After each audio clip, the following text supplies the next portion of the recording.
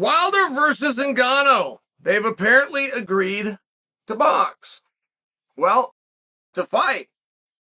Well, to box and to fight. Apparently. So the timeline went like this. Now, this was done over social media, and neither guy has a full comprehension of the English language, right? I mean, it's one of these things where you're doing the best you can to sort this together, and that's what I'm doing now. Wilder stealing. I mean, just absolutely plagiarizing Jake Paul's statement and challenge to Nate Diaz. Offered to box and to MMA, two different contests, with Francis Ngannou. So, all right. Now, make sure you hear that, though. I mean, right, that's where these things get tough. It's not the same, right? If I come to you and I make you that offer, it's very different. Because you know that I would have already gone and got my backing. I would have already been in the room with Dana, and whatever it is I'm offering, trying to get you to agree, I got someone that's going to back my play. It's very different. Wilder had nothing. He has nobody behind him. He has no network. He has no distribution. He does not know who to call at DirecTV or Time Warner to take the first step into a conversation of having those things. I'm not giving him a hard time. I'm telling you, he had nothing. And when he came out and challenged Ngannou, it's very important that you understand that. He wasn't looking to do a challenge. He was looking for a job. And instead of looking for one job like most guys, he saw what Jake Paul did and he tried to get two. There was nothing wrong with it. But it's important that you understand what he did. He wasn't showing a courage and that he was willing to go out do an MMA. He was trying to get two paychecks in one agreement. That was the goal. But it's important that you understand that goal. Because then something comes out that he's a free man. He's tied to nobody. He can go work with anybody. Now, guys always think that's going to be a positive. No one wants that guy. That's the part that they miss. There's no promoter that wants to work with a guy that has a loyalty to no one. The very few guys that find themselves in this free agency, they think they're the sought after. They're not sought after. They're the one with leprosy. That's the one no one wants. It has a loyalty to nobody. Okay. But it does come out that he's now got this free agency and he can do these things. So then Ngannou comes out and he accepts the challenge and he tells Wilder, I hope you're a man of your word. Now, it's really important that you understand the parts that I'm pointing for you, and then you understand the next parts where I'm attempting to interpret.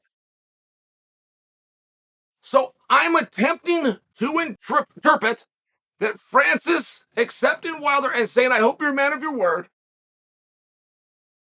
is to the two fights. I'm assuming that's the part. I'm assuming that's where he's meaning to say, I will come and box you. Will you come and do MMA with me? Because you conveniently put MMA as second. But you know I want to box. You know I've been trying to box. You know I did all of this thing to try to box you. I'm very sincere. I have earnest. I have skin in the game. You have nothing.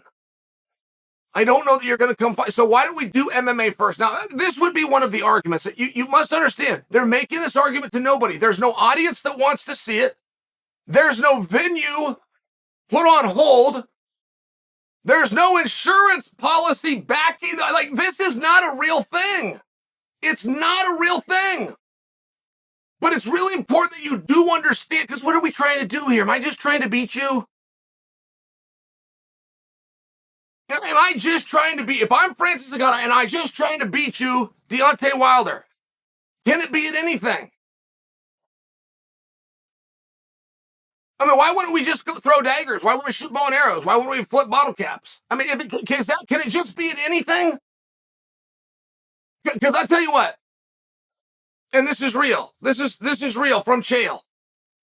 I would do a lot of things with Deontay Wilder, but fight him in MMA isn't one of them. I'm just not that guy. I've never been that guy. You're going to pay me a whole bunch of money and you're going to fill up an arena and people are going to be chanting my name and I'm going to do a press conference and I'm going to do a media tour and Clayton's going to come out and we're going to get up every morning at 8 a.m. and we're going to run.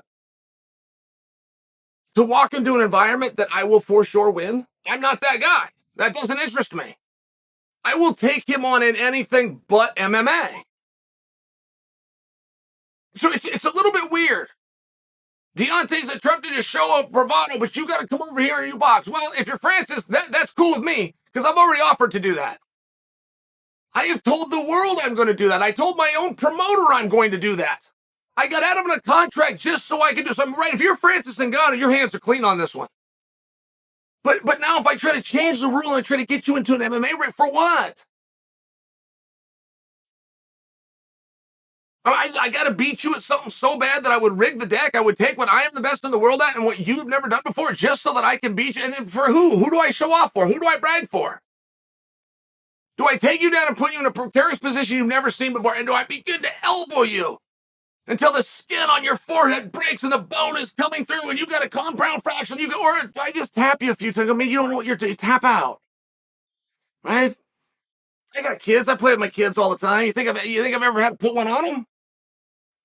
Oh, we gotta play around. You withhold. I mean, but you see what I'm saying? Do you see where this gets weird? Okay, so now we've got an arena, okay, that doesn't exist, full of people who currently don't care, on a network of which we don't even know the phone number to the right office to call. And what do you do when it's over? I mean, if you're Francis Ngannou and there's Deontay Wilder, he's a mess. He's a bloody mess.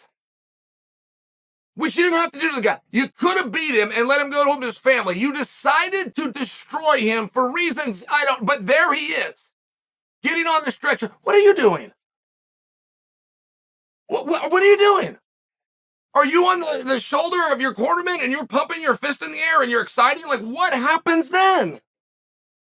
Or, moreover, in this fantasy world, apparently, you go to a training camp, you go back into a press conference, you walk the same two guys out in the same venue that doesn't exist on the same network that's not offering to put it on in front of the same crowd that doesn't exist, and you do it under different rules. That right now is their idea.